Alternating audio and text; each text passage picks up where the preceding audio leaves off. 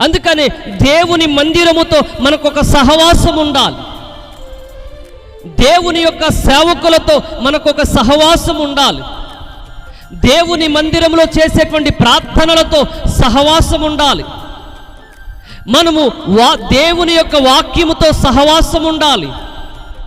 ఎప్పుడైతే మనం సహవాసము చేయగలుగుతామో ఆ సహవాసము ద్వారా మనలో ఒక నూతనమైనటువంటి బలము, నూతనమైనటువంటి శక్తి, నూతనమైనటువంటి బలాన్ని మనము పొందుకోగలుగుతాము. వాక్యం చెప్తూ ఉన్నటువంటి మాట, నీవు వారిని కటాక్షించితివి గనుక.